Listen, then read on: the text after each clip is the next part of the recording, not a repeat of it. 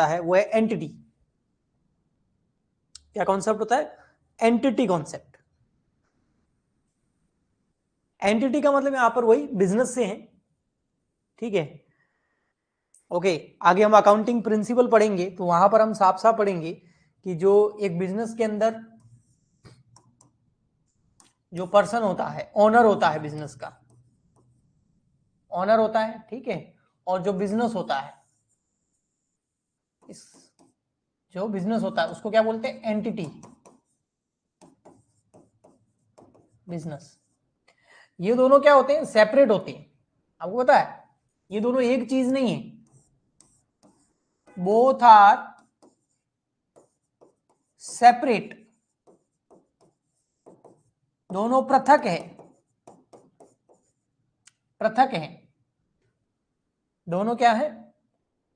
पृथक है। किस पर्पज से? दोनों पृथक है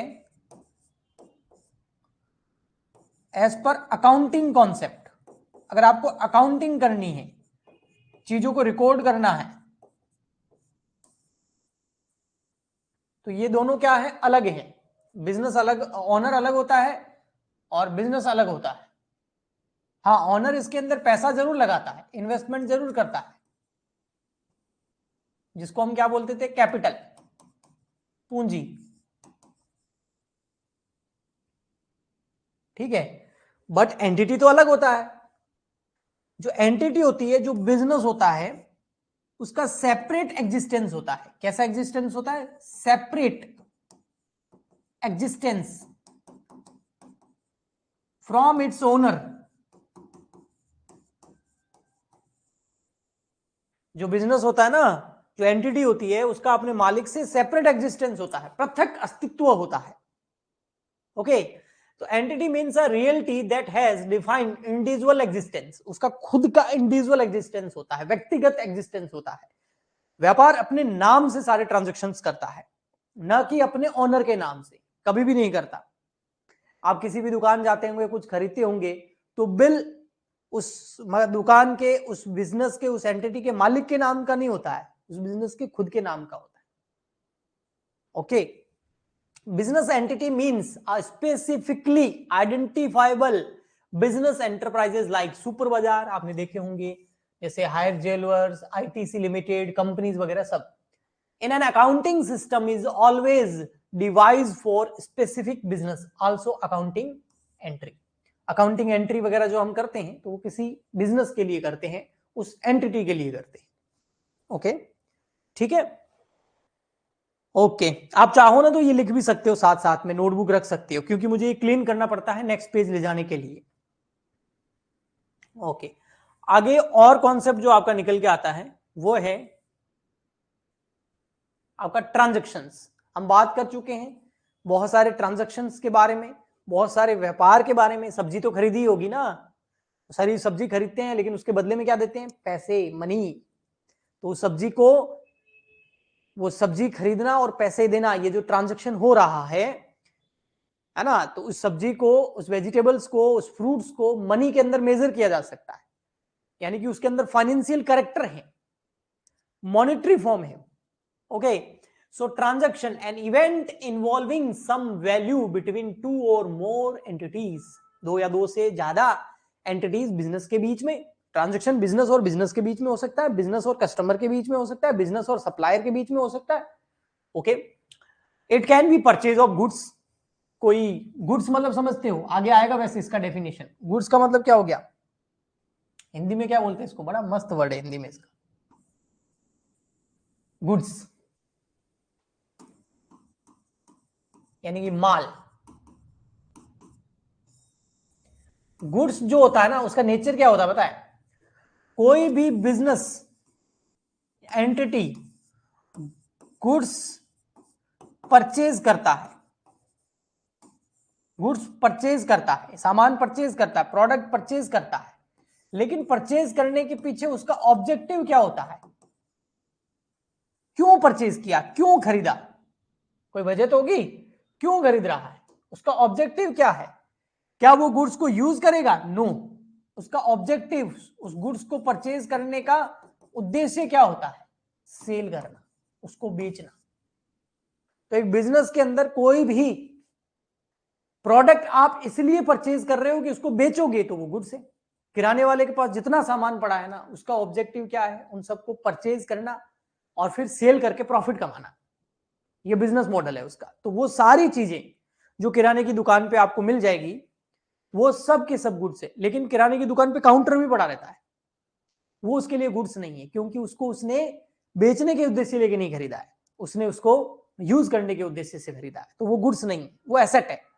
तो गुड्स और एसेट में क्या डिफरेंशिएशन आप कर सकते हैं। खैर, हम तो ट्रांजैक्शन की बात कर रहे थे, जैसे गुड्स परचेज करना, कोई पैसा रिसीव करना, या किसी क्रेडिटर को पेमेंट करना। अब क्रेडिटर क्या होता है आगे बताऊंगा मैं वैसे आपको। किसी क्रेडिटर को क्या करना? पेमेंट करना, कोई खर्चे करना। ये सारे ट्रांजैक्शन एक बिजनेस के अंदर होते हैं। ये कैश में भी हो सकते हैं, मतलब नकद में भी हो सकते हैं, उधार में भी हो सकते हैं, क्रेडिट भी हो सकते हैं। ठीक है, बाद में मतलब कैश का लेन देन बाद में होगा। तो ये सारे के सारे ट्रांजैक्शन होते हैं, व्यवहार होते हैं एक बिजनेस के अंदर। ओके, नेक्स्ट आता है फिर आपका प्यारा सा एसेट्स। जैसे मैंने किराने की दुकान का एग्जांपल दिया आपको, तो जिस बिल्डिंग में किराने की दुकान है, मान लेते हैं वो बिल्डिंग उसी ओनर की है, उसी बिजनेस की है, तो क्या वो गुड्स है? नहीं, वो एसेट है। एसेट और गुड्स में एक ही डिफरेंस होता है। एसेट को क्या किया जाता है? एसेट भी परचेज करते हैं, कोई भी बिजनेस के अंदर एसेट भी खरीदते हैं, गुड्स भी खरीदते हैं। बट कोई चीज गुड्स है या एसेट है, वो कैसे डिफाइंड होगा? एसेट वो है जिसको परचेज करने का ऑब्जेक्टिव, जिसको परचेज करने का उद्देश्य, ऑब्जेक्टिव है उसको बिजनेस के अंदर यूज करना। जो भी आपने चीज खरीदी है उसको आप बिजनेस के अंदर यूज करना चाहते हैं, ये उद्देश्य से खरीद रहे हैं।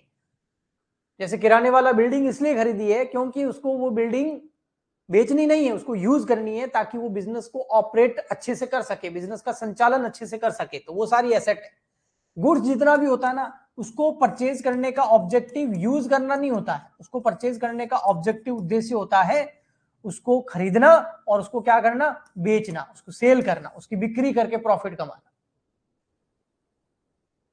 ठीक है, अब यहां पर आपको जितनी भी टेबल्स दिख रही है, कंप्यूटर्स दिख रहे हैं, ये बिल्डिंग जो दिख रही है, ये सारी इनकी एसेट्स हैं, क्योंकि ये इनको अपने बिजनेस के अंदर यूज कर रहे हैं ताकि बिजनेस को ऑपरेट करना, बिजनेस को चलाना आसान हो। ओके, ठीक। तो एसेट्स जो है वो इकोनॉमिक रिसोर्सेज होते हैं, आर्थिक स्रोत होते हैं of enterprises that can be useful expressed in monetary term. लेकिन एसेट्स को, जैसे ये, इनको मॉनेटरी टर्म में देखा जा सकता है, पैसों में मापा जा सकता है कि ये फर्नीचर कितने रुपए का है, ये कंप्यूटर कितने रुपए का है ना, ये टेलीफोन वगैरह जो भी ये है, एसी बड़ा है या ये बिल्डिंग है ना, ये कितने रुपए की, इसको मॉनेटरी फॉर्म में आप पैसों में माप सकते हैं। Assets are item of value used by the business in its operation. मैं ये तो कह रहा हूं, क्यों यूज किया जाता है? अपने ऑपरेशन के लिए। ऑपरेशन मतलब संचालन के लिए, चलाने के लिए। नहीं तो कोई पेड़ के नीचे तो कोई दुकान खोलेंगे नहीं, समझ रहे हो, है ना। एक बिजनेस को ऑपरेट करने के लिए गुड्स की जरूरत तो होती ही है। गुड्स मतलब वो चीजें जिनको आप आगे बेचोगे। इसके अलावा उन चीजों को बेचने में हेल्प करने के लिए, उनको अच्छे से ऑपरेट करने के लिए, परचेज और सेल को अच्छे से ऑपरेट करने के लिए, बिजनेस को अच्छे से चलाने के लिए आपको एसेट्स की भी जरूरत पड़ती है। तो एसेट्स जो है बिजनेस को ऑपरेट करने में, उसका संचालन करने में काम आती है। Asset can be broadly classified into two types. दो तरह की एसेट होती है, एक होती है करंट एसेट, एक होती है नॉन करंट एसेट। करंट मतलब चालू संपत्तियां बोलते हैं, आगे डिटेल में हम पढ़ेंगे, अभी इतना ही रखो, ठीक है। और एक होती है गैर चालू संपत्तियां या एसेट्स, करंट और नॉन करंट एसेट्स, है ना। ओके, एक ऐसी एसेट्स जो बिजनेस में 5-10 साल काम आती है वो नॉन करंट होती है, जो एक ही साल काम आती है वो करंट होती है। ओके, जो 1 ईयर के अंदर अंदर खत्म हो जाएगी वो करंट हो गई, और जो 1 साल से ज्यादा तक चलती है वो नॉन करंट होती है। इतना आप समझ सकते हो। तो करंट और नॉन करंट डिसाइड करना होता है उसकी अवधि के आधार पर, उसके पीरियड के आधार पर। अगर 1 साल तक ही चले तो करंट, 1 साल से ज्यादा तक चले और हमको बेनिफिट देती रहे तो फिर वो हो गई नॉन करंट। ओके, तो ये होगी एसेट्स। नेक्स्ट आता है हमारा फिर एसेट्स के बाद में आपको बताइए क्या आएगा, liabilities. Liabilities are obligation. Liability क्या होती है, ऑब्लिगेशंस होती है, बाध्यता है।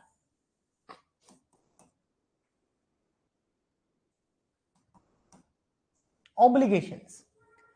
और डेप्ट, डेप्ट मतलब ऋण, लोन, किसी से पैसे उधार लिए हैं तो लाइबिलिटी होती है ना वो हमारे लिए, दायित्व। हिंदी में क्या बोलते हैं इसको, दायित्व। जैसे मैंने बोला ना, एज पर अकाउंटिंग पर्पस जो ओनर होता है जिसको बिजनेसमैन बोलते हैं वो अलग है और बिजनेस अलग है, दोनों अलग है। लेकिन ये जो इसमें पैसा लगाता है उसको क्या बोलते हैं, कैपिटल। और ये जो कैपिटल है ये पूंजी है। क्या ये बिजनेस का पैसा है, नहीं, ये किसका पैसा है, ओनर का। और both are separate for the purpose of accounting, लेखांकन के उद्देश्य से दोनों अलग हैं। तो ये जो पैसा लगाया है जिसको पूंजी बोलते हैं, ये जो लगाई है ये बिजनेस के लिए क्या है, एक तरह का ऑब्लिगेशन है, यानी कि लायबिलिटी है। तो कैपिटल इसीलिए लायबिलिटी बोला जाता है, ये एक तरह की लायबिलिटी है, एक दायित्व है इस बिजनेस का। इस जो भी पैसा मिला है कैपिटल के तौर पर, ये इसका खुद का नहीं है, ये इसका है, एक ना एक दिन वापस लौटाना पड़ेगा जब बिजनेस बंद होगा तब। Okay, so liability or obligation या डेप्ट that an enterprises has to pay at some time to the future, जो भविष्य में कभी ना कभी वापस पे करना पड़ेगा। जैसे बैंक से लोन ले लिया, किसी से कुछ उधार ले लिया। They represent creditors. क्रेडिटर्स कौन होते हैं पता है, जब हम कोई भी बिजनेस जब उधार परचेज करता है, कैसे, क्रेडिट परचेज करता है, क्रेडिट परचेज यानी कि उधार परचेज करता है। तो जिस बंदे से हम उधार खरीद रहे हैं या जिस व्यापार से, संस्था से उधार सामान खरीद रहे हैं, तो ये लोग क्रेडिटर्स कहलाते हैं, इनको क्रेडिटर्स बोला जाता है। यानी कि लेनदार, ये हमसे पैसे मांगते हैं, लेनदार। जैसे बैंक से लोन ले लिया तो बैंक हमारे लिए क्या है, क्रेडिटर। हम कौन, हम अकाउंटेंट। तो अकाउंटिंग के अंदर अपने आप को आप अकाउंटेंट समझना, लेकिन किसका, व्यापार का, बिजनेसमैन, बिजनेस का। सो अपने आप को हमेशा बिजनेस ही समझ लो। तो हम मतलब बोलूं बिजनेस। तो बिजनेस अगर किसी से बैंक लोन ले रहा है तो वो बैंक उसके लिए एक तरह का क्रेडिटर हो गया। किसी से उधार कुछ खरीद लिया तो सामने वाला क्रेडिटर हो गया, लेनदार हो गया। लेनदार लेना क्या लेगा, पैसे लेगा। ओके, ठीक है। ओके, नेक्स्ट आगे चलते हैं। फिर आता है आपके सामने कैपिटल। मैंने बता दिया अभी आपको कैपिटल क्या होती है, amount invested by the owner in the firm. जब बिजनेस का ओनर, स्वामी, पैसा लगाता है कहां पर, फर्म के अंदर, जो इन्वेस्टमेंट करता है, इसलिए मैंने वर्ड लिखा था कि जो इन्वेस्टमेंट करता है जिसको हम कैपिटल बोलते हैं, वो लायबिलिटी होती है बिजनेस के लिए, is known as capital. Capital मतलब पूंजी, हिंदी में क्या बोलते हैं, पूंजी। It may be bought in the form of cash, ये कैश के रूप में हो सकती है या कोई एसेट्स के रूप में भी हो सकती है, by the owner for the business entity. Capital is an obligation, obligation है। कैपिटल एक तरह की लायबिलिटी है, इसलिए इसको बैलेंस शीट में लायबिलिटी साइड में दिखाया जाता है। अगर किसी को बैलेंस शीट की जानकारी हो तो कैपिटल को हमेशा बैलेंस शीट की लायबिलिटी के बारे, लायबिलिटी साइड में दिखाया जाता है, एसेट साइड में नहीं दिखाया जाता। ओके, यस, ठीक है, आगे चलते हैं।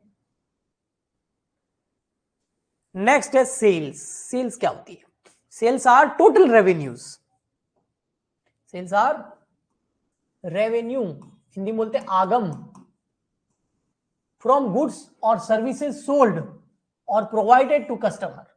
जैसे मैं अगर जो बच्चे आ रहे हैं उनको कोचिंग करा रहा हूं और उनसे अगर फीस ले रहा हूं, तो मैं सर्विस प्रोवाइड करा रहा हूं, बदले में फीस ले रहा हूं, तो वो फीस मेरे लिए सेल्स है। किराने वाला बहुत सारे प्रोडक्ट बेच रहा है और उसके बदले में जो उस किराने वाले को पैसा मिल रहा है वो उसके लिए सेल्स है। सेल्स में भी कैश सेल्स और क्रेडिट सेल्स। कैश सेल्स भी हो सकती है, उधार सेल भी होती है। ऑनलाइन आप लोग मंगाते हैं ना बहुत सारे, फ्लिपकार्ट से, अमेजन से बहुत सारा प्रोडक्ट मंगाते हैं ना, तो फ्लिपकार्ट और अमेजन के लिए वो क्या है, सेल्स है। ओके, ठीक, आगे सेल्स के बाद में रेवेन्यूज। रेवेन्यूज और सेल्स में एक फर्क है। सेल्स मतलब गुड्स बेचने से जो सेल्स होती है, ठीक है। रेवेन्यूज में और भी आ गया, these are the amount of the business earn by selling its product or providing services to customer called sales revenue. Other item of revenue common to many business are commission, interest, dividend, royalty, rent received, etc. Revenue is also called income. Revenue को और क्या बोला जाता है? Income. तो देखिए sales बोलो, revenue बोलो, इनकम बोलो, एक ही बात है.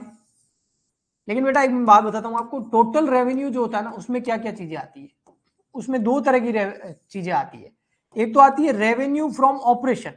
रेवेन्यू फ्रॉम ऑपरेशन मतलब सेल्स. इसका मतलब क्या हुआ? सेल्स, बिक्री. ठीक है. और एक होता है अदर इनकम या अदर रेवेन्यू. अदर रेवेन्यू में पता है क्या होता है? जैसे आपने कहीं इन्वेस्ट कर रखा है, किसी को लोन दिया किसी व्यापार ने, तो इंटरेस्ट रिसीव कर लिया, कोई कमीशन रिसीव कर लिया, कोई बोनस मिल गया. तो ये सब चीजें जो है अगर मिल रही है किसी बिजनेस को, तो इसको बोला जाता है टोटल रेवेन्यू. तो टोटल रेवेन्यू में दो चीजें शामिल होती है. एक तो रेवेन्यू फ्रॉम ऑपरेशन यानी कि सेल्स, और इसके अलावा अदर इनकम यानी कि अदर इनकम में आ गया interest, commission, bonus, dividend, royalty, rent. ऐसा कुछ आप रिसीव कर रहे हो. बोनस तो नहीं करते हैं अधिकतर, बोनस तो एम्प्लॉय को मिलता है.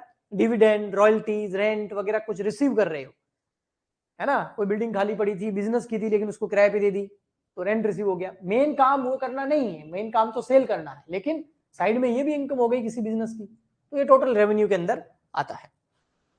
ओके. नेक्स्ट, एक्सपेंसेस यानी कि खर्चे. एक्सपेंसेस मतलब खर्चे. Cost incurred by a business in the process of earning revenue are known expenses. भैया रेवेन्यू यानी कि इनकम को कमाने में, अर्न करने में जो एक्सपेंसेस, जो खर्चे होते हैं उनको बोला जाता है एक्सपेंसेस. वो सारे खर्चे हैं. रेवेन्यू कमाने के अंदर जो भी आप खर्चे करते हो, कमाई करने के लिए कुछ खर्चे भी तो करने पड़ते हैं. किराने वाला बहुत सारा सामान खरीद के भी तो लाता होगा, उसने एम्प्लॉय भी तो रखा होगा, उसको सैलरी भी तो देगा, कोई वर्कर रखे होंगे उनको वेजेस भी तो देगा, इलेक्ट्रिसिटी का बिल भी तो आएगा, है ना. और डिलीवरी के लिए कोई व्हीकल रखा है, उसका पेट्रोल वगैरह का खर्चा भी तो आएगा, ऑफिस के खर्चे भी तो आएंगे, कंप्यूटर का खर्चा भी तो आएगा. तो वो जितने भी खर्चे आ रहे हैं वो एक्सपेंसेस होते हैं. तो एक्सपेंसेस क्या है? जो कमाई करने के लिए किए जाते हैं वो एक्सपेंसेस कहलाते हैं. देखो, कॉस्ट इंकर्ड, लागत, कॉस्ट मतलब लागत, इंकर्ड यानी कि हो जाती है, लग जाती है, खर्चा हो जाता है, by an business in the process of earning revenue. Okay, ठीक. नेक्स्ट आता है आपका एक्सपेंडिचर. यस, एक्सपेंस और एक्सपेंडिचर में वैसे कोई ज्यादा फर्क नहीं है, लेकिन थोड़ा सा फर्क है. Spending money to increase a liability for some benefit, service, property received is called expenditure. एक तो होता है आप कमाई करने के लिए कुछ खर्चा कर रहे हो तो एक्सपेंसेस.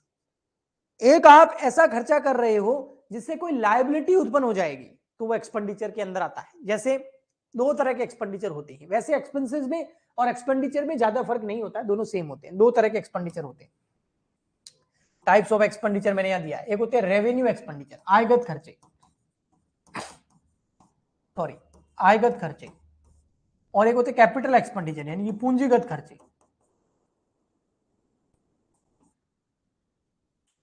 जो रेवेन्यू एक्सपेंडिचर किए जाते हैं ना, उसका बेनिफिट, उन खर्चों का बेनिफिट, भाई कोई खर्चा करेंगे तो बेनिफिट भी मिलेगा. आप जो है कहीं टैक्सी से कहीं गए, टैक्सी किराए पर ली, आपका खर्चा हुआ, है ना, बट आप कहीं गए भी तो सुविधा भी तो मिली, हाँ, तो उसका बेनिफिट भी तो मिला. तो जो भी खर्चा होता है उसका बेनिफिट अगर 1 साल से कम अवधि के लिए मिलता है, 1 साल मतलब 12 महीने, लेस देन 12 मंथ, अगर उसका बेनिफिट 12 महीने से कम अवधि के लिए मिलता है तो उसको आयगत खर्चा बोला जाता है. अगर उस खर्चे का बेनिफिट आपको 1 साल से ज्यादा मिल रहा है, मोर देन 12 मंथ, तो फिर उसको पूंजीगत खर्चा बोला जाता है. एक तो ये है. एक और समझता हूं, किसी भी बिजनेस के पास में दो तरह का फंड होता है. एक होता है उसके पास कैपिटल फंड. कैपिटल फंड वो होता है जो ओनर ने लगाया है, उसमें से कुछ खर्चा कर रहे हो तो कैपिटल एक्सपेंडिचर, कैपिटल में से कुछ खर्चा कर रहे हो तो कैपिटल एक्सपेंडिचर, और जो हर रेवेन्यू जो कमाई जाती है, सेल्स जो होती है, बिक्री जो होती है, उससे भी तो पैसा आता है, उसमें से अगर कोई खर्चा कर रहे हो तो वो रेवेन्यू, तो रेवेन्यू में से कोई खर्चा कर रहे हो तो रेवेन्यू एक्सपेंडिचर, और कैपिटल में से कोई खर्चा कर रहे हो तो कैपिटल एक्सपेंडिचर। दो तरह के फंड किसी भी बिजनेस के पास में होते हैं। ओके, ठीक, चलिए नेक्स्ट। फिर आता है हमारे साथ में profit, excess of revenue of a period over its related expenses. जब आपकी रेवेन्यू खर्चों से ज्यादा हो जाती है, जब एक्सपेंसेस, मान लेते हैं रेवेन्यू हुई आपकी, कमाई हुई 10 लाख की, और आपके खर्चे हो गए, एक्सपेंसेस हो गए 8 लाख के, तो आपकी ये जो 2 लाख रुपए की जो रेवेन्यू ज्यादा है किससे, खर्चों से, इसको बोलते हैं प्रॉफिट, लाभ। Okay, profit increases the investment of the owner. Profit से क्या होता है, जो ओनर, स्वामी ने जो इन्वेस्टमेंट कर रहा है वो इन्वेस्टमेंट और इंक्रीज होता है, यानी कि कैपिटल बढ़ती है। इसलिए हम प्रॉफिट को एंड में जाके कैपिटल में ऐड कर देते हैं, क्योंकि एंड में जो भी प्रॉफिट बचा सारे खर्चे लेस करने के बाद में वो उसी ओनर का है जिसने इन्वेस्ट करा था, पूंजी लगाई थी। ओके, नेक्स्ट आता है आपका फिर गेन। प्रॉफिट और गेन में थोड़ा सा फर्क है, प्रॉफिट और गेन में फर्क है।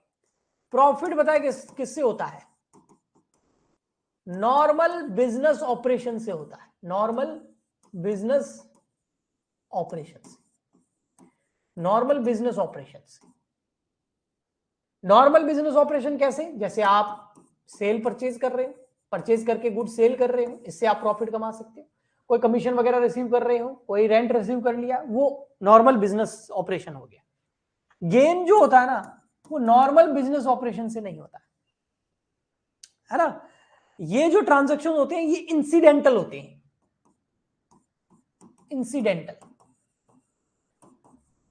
हमेशा नहीं होते। ये नॉर्मल हमेशा बिजनेस में चलता ही रहता है, cell purchase, cell purchase, cell purchase, cell purchase, purchase sale, purchase sale. तो उससे जो होता है वो प्रॉफिट या फिर लॉस भी हो सकता है। अगर प्रॉफिट कम है, और सॉरी रेवेन्यू कम है और खर्चे बहुत ज्यादा है तो लॉस भी हो सकता है। तो प्रॉफिट और लॉस जो होते हैं वो नॉर्मल बिजनेस ऑपरेशन से होते हैं। लेकिन गेन जो होता है वो इंसिडेंटल होता है, बहुत कम होता है। जैसे आपने कोई फिक्स एसेट सेल कर दी, फिक्स एसेट्स मतलब फॉर एग्जांपल के लिए कोई बिल्डिंग सेल कर दी आपने, कोई मशीन सेल कर दी आपने, कोई फर्नीचर बेच दिया और उससे आपको प्रॉफिट हो गया। लेकिन बिल्डिंग, फर्नीचर, मशीन अपन बेचने के लिए थोड़ी खरीदते हैं, बेचने के लिए तो गुड्स को सेल करके परचेज किया जाता है। ये जो होते हैं बिल्डिंग्स हो गया, मशीन हो गया, फर्नीचर हो गया, इसको तो हम यूज करने के लिए खरीदते हैं। लेकिन किसी वजह से अगर उसको बेच दिया और उससे अगर आपको कुछ प्रॉफिट हो गया, पुराना होने की वजह से बेच दिया और कुछ लाभ हो गया, कुछ प्रॉफिट हो गया, तो उसको गेन बोलते हैं। ओके, ठीक, नेक्स्ट बढ़ाए जाओ। नेक्स्ट आता है loss, excess of expenses over its revenue, है ना, अभी बताया मैंने। अगर जो एक्सपेंसेस है वो रेवेन्यू से ज्यादा हो जाए, जैसे मैंने बोला था ना, यहां पर टोटल रेवेन्यू फॉर एग्जांपल के लिए आपकी है, total revenue 10 lakh,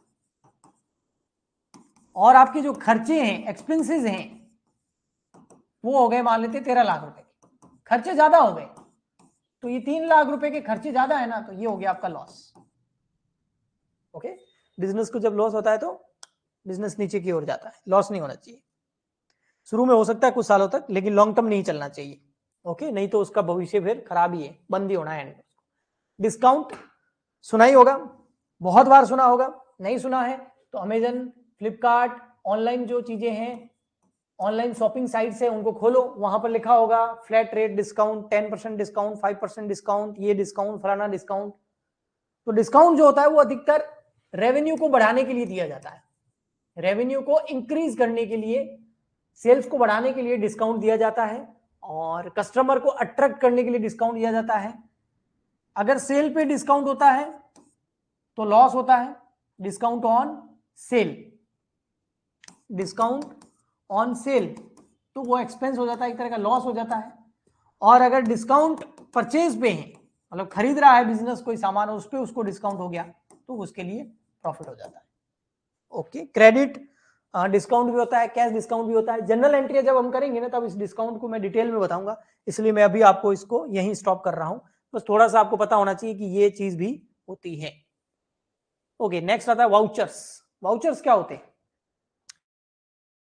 bill, the documentary evidence, साक्ष्य, और वो भी कैसे? डॉक्यूमेंट्री, डॉक्यूमेंट के अंदर प्रपत्र में जो साक्ष्य है कि हाँ आपने कोई गुड्स परचेज किया, क्या डॉक्यूमेंट है? ये रहा बिल, वाउचर्स। ठीक है, आपने कोई सेल की, आपका कोई खर्चा हुआ, उसका क्या सबूत है? कि ये रहा बिल। तो ये डॉक्यूमेंट्री एविडेंस होते हैं।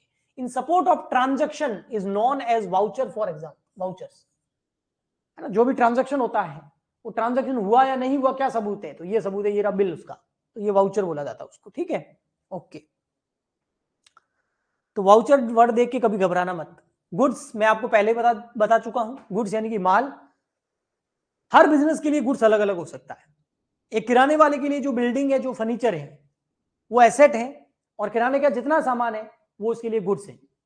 लेकिन एक फर्नीचर वाले के लिए, जिसका काम है फर्नीचर खरीद के बेचना है, फर्नीचर बना के बेचना, उसके लिए फर्नीचर गुड्स है।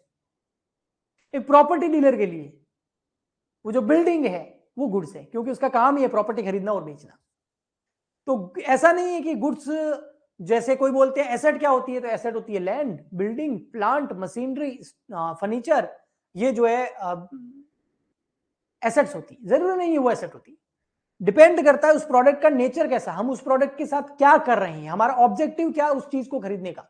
अगर कोई बिल्डिंग खरीद रहे हो, ऑब्जेक्टिव ये है कि बिल्डिंग को खरीद के बेचना है, बिल्डिंग को खरीद के बेचना है, बार बार यही करते हैं, तो वो बिल्डिंग हमारे लिए गुड्स हो गई।